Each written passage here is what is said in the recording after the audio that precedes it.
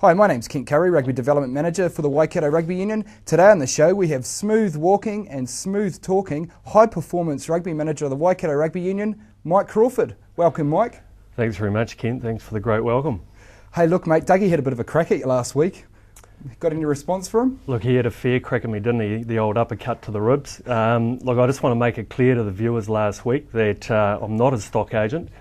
This is an old prank that went back probably 6 years ago, where I went through a Facebook page of his and saw pictures of donkeys. I put an ad in the paper in the Waikato Times for male donkey free to a good home. Dougie was inundated with phone calls all week, and I was thrilled with the reaction I got from him.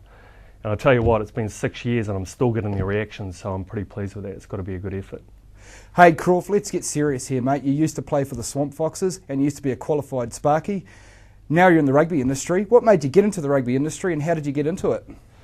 Yeah, Swamp Foxes, late 80s, early 90s, under the tutelage of Ross Fizz-It-Up Cooper, who obviously went on to become an All Black selector and also a Chiefs coach.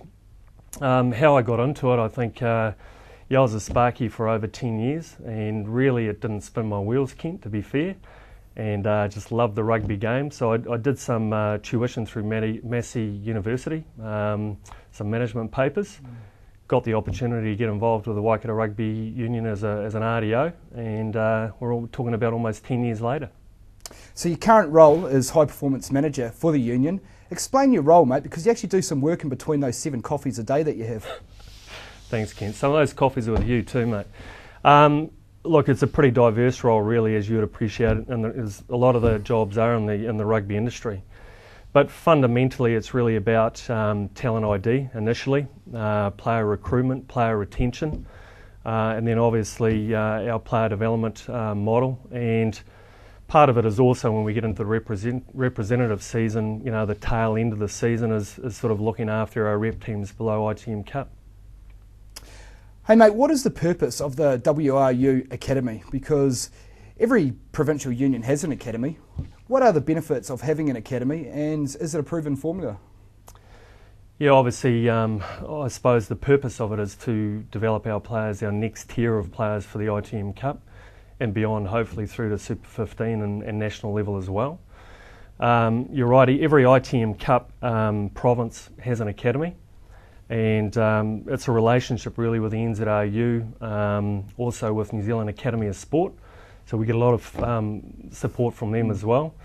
And the actual, I think the development program that we have with the players is very individualised. And it's across what we term the 6 pillars of development. So we've got our technical and our tactical, which is what, you know, obviously the boys do out on the paddock. We have the physical side of things. We've got the nutrition, and we've also got the mental skills, and also the holistic side of things, or the holistic leadership. So it's pretty well all-encompassing, and it's very individualised, and I think what it can sort of offer is hopefully we've got those players with all that development, taking that back to their clubs and being leaders in their own environments in the clubs as well, which is the idea of it. Because it's quite exciting at the moment, isn't it? Like, you've got guys like Tawera Kabalo, who's been through the system. He's coming through as a Chiefs this year. You've got 8 under-17 boys that are part of the New Zealand 17s camp, which kicks off tomorrow. We've got another 7 in the under-20s trial at the moment.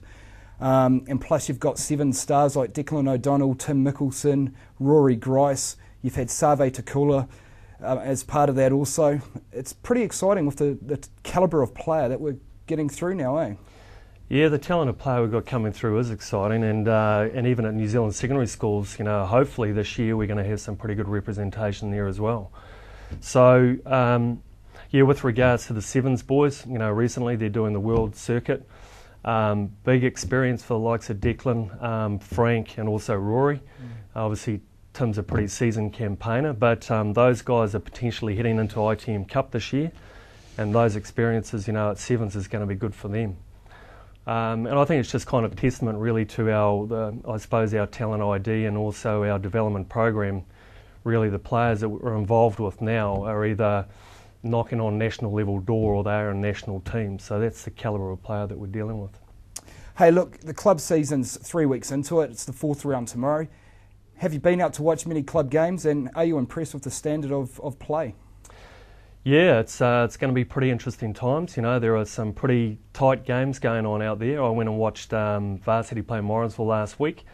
Varsity been struggling to get a win with Couchy, and finally with Couchy departing, they got a big win over Morrinsville. So look out for them. They're an up-and-coming team.